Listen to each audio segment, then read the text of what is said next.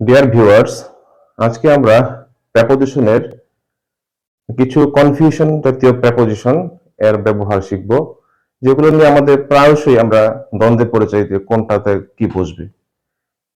এখানে আমরা preposition on, over, above, under, below এই পাঁচটি প্রেপোজিশনের ব্যবহারটা আজকে আমরা এই ভিডিওর মাধ্যমে জানবো।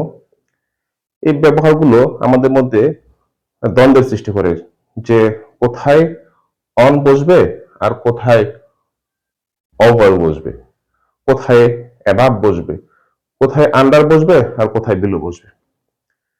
যে অন মানে উপরে, আবার ওভার মানে উপরে, আবার অ্যাবাভ মানেও কিন্তু উপরে, কিন্তু সব জায়গায় কি আমরা একই প্রেপোজিশন ইউজ করতে পারবো? না। অন মানে উপরে, এই উপরটা কেমন? এই উপরটা বলতে বোঝাচ্ছে কোনো একটা জিনিসের উপরে আরেকটা জিনিস লেগে থাকা।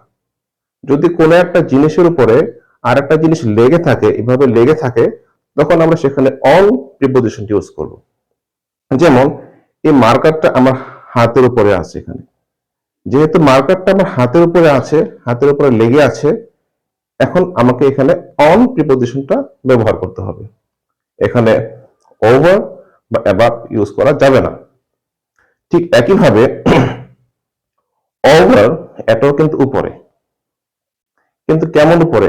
কখন আমরা ওভার প্রেপোজিশনটা ব্যবহার করতে পারবো? যখন কোনো একটা জিনিস আরেকটা জিনিসকে কাভার করে রাখে, উপর থেকে কাভার করে রাখে, অর্থাৎ ঢেকে রাখে, তাহলে এটাকে বলতে হবে ওভার, এটাকে বলতে হবে ওভার। আর যদি এটাকে, যেমন এখানে এই মার্কারটা আমার হাতের ঠিক স্ট্রেইট উপরে রয়েছে, ঠিক স্ট্রেইট উপরে, এখন এখানে আমি বলবো যে মার্কারটা হাতের ওভারে রয়েছে। The marker is over my hand, ঠিক স্ট্রেইট উপরে রয়েছে। যদি একটু এদিকে থাকে বা একটু এদিকে থাকে, তখন কিন্তু আর ওভার ইউজ করা যাবে না, তখন বলতে হবে যে above. The marker is above my hand। ব্যাপারটা পরিষ্কার? আচ্ছা, ঠিক আছে। এবার দেখি যে আন্ডার এবং বিলো কোথায় ব্যবহৃত হয়। ঠিক একইভাবে আন্ডার হবে কোন একটা জিনিস, কোন একটা জিনিসের সরাসরি নিচে রয়েছে, স্ট্রেট নিচে রয়েছে, স্ট্রেট নিচে থাকলে তখন সেটা হবে আন্ডার। সাপোজ আমার হাতের স্ট্রেট নিচে এখন এই মার্কারটা রয়েছে, তখন বলতে হবে যে marker is under my hand, under my hand. এখানে যদি একটু এদিকে থাকে অথবা এদিকে থাকে, তখন কিন্তু আন্ডার হবে না, তখন হবে বিলো। এখানে আমরা দুটি চিত্র এঁকেছি, এখানে আমরা এই চিত্রের মাধ্যমে আমরা জিনিসটাকে আরো বেশি আপনাদের নিকট ক্লিয়ার করে দিচ্ছি। যেমন এখানে একটি গাছ রয়েছে, এই গাছের দুইটি পালক আছে, গাছের উপরে দুটি বালক এখানে আছে, তারা কিন্তু গাছের সঙ্গে লেগে আছে উপরে। এখন বলতে হবে on. There are two boys on the tree। তাহলে বলতে হবে যে there are two boys on the tree। এখানে আমরা অন প্রেপোজিশনটি ইউজ করব। এখানে ওভার বা অ্যাবাভ ব্যবহার করা যাবে না। আবার এই চিত্রের মাধ্যমে আমরা দেখি যে এখানে একটি পাখি রয়েছে, এই পাখিটি এই বালকটির ঠিক উপরে রয়েছে, এই পাখিটি এই বালকটির ঠিক উপরে রয়েছে, আর এই বালকটি পাখিটির ঠিক নিচে আছে। তো সেই ক্ষেত্রে আমাকে বলতে হবে যে the bird is over Rahi.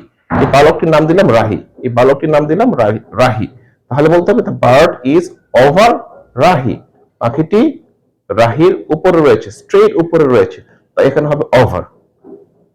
কিন্তু এই বালকটি, তার নাম দিলাম মাহি, তার উপরে পাখিটি রয়েছে কিন্তু স্ট্রেট উপরে না, একটু এদিকে রয়েছে, তখন বলতে হবে the bird is above Mahi, the bird is above Mahi.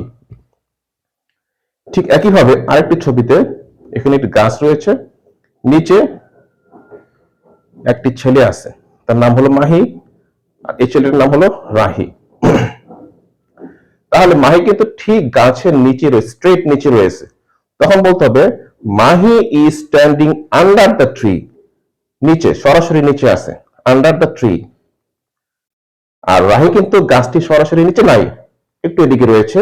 তখন বলতে হবে Rahi is standing below the tree, Rahi is standing below the tree. সরাসরি নিচে না হলে বিলো, আর সরাসরি নিচে হলে হবে আন্ডার।